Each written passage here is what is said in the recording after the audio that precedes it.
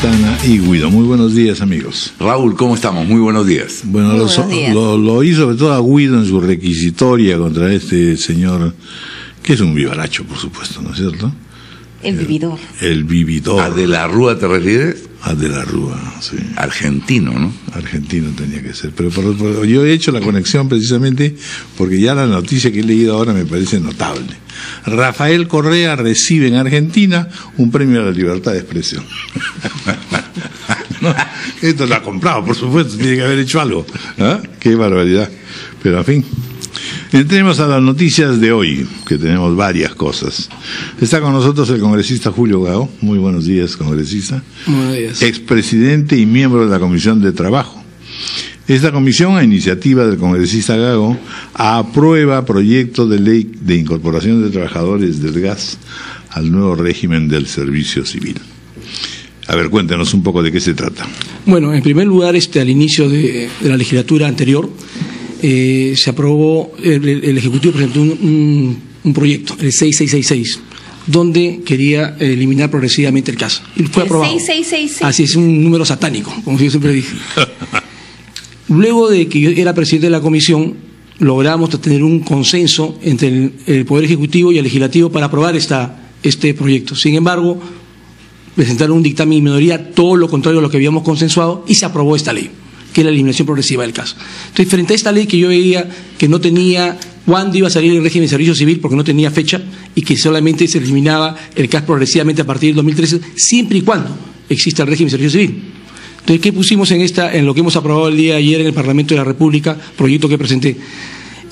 Todos los trabajadores que tengan como mínimo 5 años trabajando en forma continua para la misma entidad pueden ingresar sin dar examen. Los que tengan más de 3 años, o sea, de 3 a 5 años, van a tener que dar examen, pero van a tener un puntaje adicional. Pero también le hemos puesto que debe estar esta ley implementada hasta el año 2015. O sea, implementada quiere decir que ya los trabajadores deben estar en sus puestos, que son 188.000 trabajadores. Eso es lo que dice básicamente lo que hemos aprobado ayer en el Congreso de la República. ¿Este proyecto se condice con la reforma laboral que está trabajando el Ministerio de Trabajo en materia de trabajadores públicos? En primer lugar, el ministro anunció durante este año que para octubre o septiembre de este año debería estar la ley de régimen de servicio civil. Así es. Estamos en mes de diciembre, no hay la ley de régimen de servicio civil. Bueno, la semana pasada aquí en Estudios anunció que ya tenía el proyecto que tenía que presentar ante el Consejo de Ministros, y lo que ellos están planteando pues es una reforma integral, no justamente parches. Entonces mi pregunta es si este proyecto ha sido consensuado, ¿es parte de esa reforma o es un proyecto aislado? No, por supuesto que es parte de la reforma. Estamos hablando de la ley de régimen de servicio civil, que se tiene que dar. Lo que estamos poniendo aquí es plazo hasta el 2015-31. O sea, si no hay la ley de régimen de servicio civil, no podrían estar esperando a los trabajadores del CAS. No, pero ¿ha sido consensuada con el Ministerio de Trabajo? No, mi proyecto no ha sido consensuado con el Ministerio de Trabajo. O sea, ¿es diferente a la propuesta? ¿Podría ser igual o diferente a la propuesta que están trabajando? No, es que yo no hablo acá de la ley de régimen de servicio civil. La ley de régimen de servicio civil tiene que darse.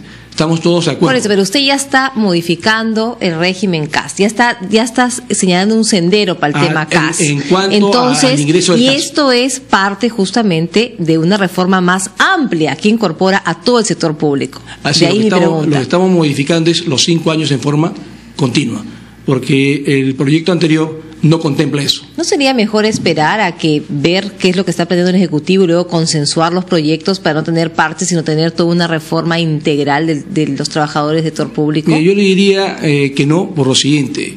Yo cuando fui presidente de la Comisión de Trabajo y Seguridad Social, hablé con el ministro José Villena, nos sentamos así como estamos hoy día aquí, consensuamos en un proyecto en el que estaba de acuerdo el Ejecutivo y también nosotros como Legislativo, y esperaron que yo me vaya justamente de viaje, un viaje del Congreso, para presentar un dictamen en minoría totalmente distinto a un proyecto consensuado. O sea, entre el Ejecutivo y el Legislativo realmente, a pesar que hubo una reunión, y tengo todos los correos, y lo he dicho públicamente, o sea, no se cumplen los acuerdos. Ya que ha mencionado usted al ministro Villena, quisiera preguntarle como congresista y como miembro de la Comisión de Trabajo, por su percepción de este incidente o algo peor que incidente que protagonizó el ministro en Arequipa la semana pasada y por el cual ha viajado ayer a disculparse. Bueno, es lamentable que un funcionario un señor ministro cometa este tipo de error. Es un error lamentable. Sin embargo, es muy bueno que haya pedido disculpas, pero yo quiero aclarar que en ningún momento ha sido retirada esta denuncia. Yo tengo informaciones en Arequipa que la denuncia sigue pendiente, es una denuncia policial que tendría que ir al ámbito penal. Para poder ser retirada tendría que haber una conciliación, porque desde el punto de vista penal tendría que haber conciliado, pues, en este caso el señor ministro, con la persona supuestamente agredida. Y esta conciliación no ha habido. Va a ser invitado también para el Congreso, entiendo, ¿no?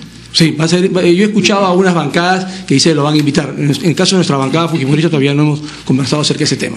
Bueno, yo quería aprovechar que está usted aquí para que me cuente también esta solicitud, este planteamiento que parece que es unánime de mejorar notablemente los gastos de representación o el dinero asignado a los gastos de representación a los congresistas. Bueno, ahí hay dos puntos. En esa carrera en la que todo el mundo en realidad está pensando en cuanto les toca.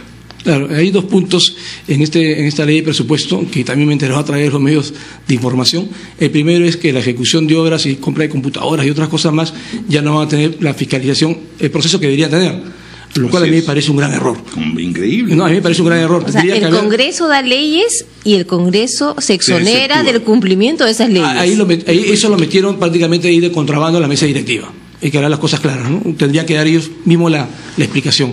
En el segundo caso que usted me pregunta, que es acerca del aumento del dinero de la representación de 7.000 soles más o menos a 15.000. Se duplica. Se duplica. Yo le puedo decir que yo como congresista de la República, a pesar que yo no he ido al Congreso por un sueldo, porque si yo iría al Congreso de la República por un sueldo, mis obligaciones que yo tengo actualmente no me cubrirían. Yo tengo otros ingresos que me permiten ir al Congreso de la República para poder servir, pero sin embargo, en el ámbito de la transparencia, hay muchos congresistas que sí viven de un sueldo, y yo considero que el sueldo que recibe el congresista es muy poco. Sin embargo, los gastos de representación también son muy pocos porque el congresista invita a almorzar, va mucha gente que te va a visitar, o sea, hay una serie de gastos. O sea, yo considero honestamente que está bien que se suba eso, pero para poder subirlo, de todas maneras tiene que ser aprobado por el Congreso de la República. Pero cuando postularon al Congreso sabían perfectamente bien cuál era la remuneración.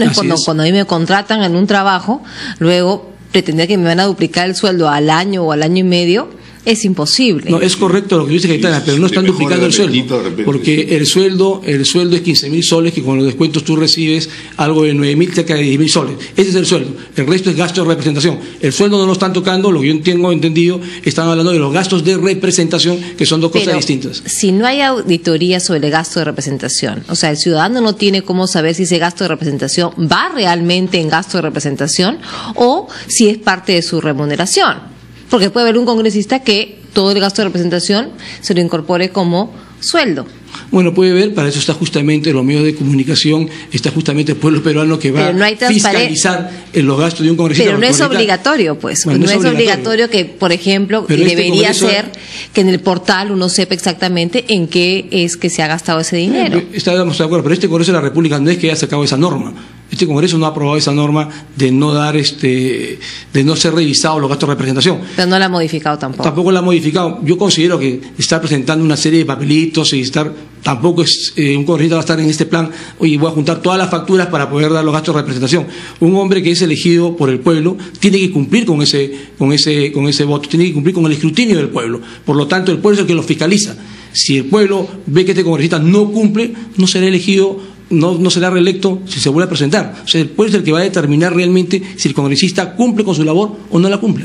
En el Congreso anterior hubo una comisión que se llamó de modernización del Congreso, que tenía como objetivo hacer más eficaz el trabajo de los congresistas, computarizar el trabajo, evitar el enorme costo que en papelería tiene todavía hoy el Congreso de la República, cuando en general se podría trabajar con una terminal de computadora en donde está toda la información. Si algún congresista por motivos especiales requiere en físico, en papel, podrá solicitar, por supuesto, pero ahora se reparten, usted no me dejará mentir, cada día de pleno centenares de miles de copias de proyectos o de mociones que los congresistas no leen ni en el 5%.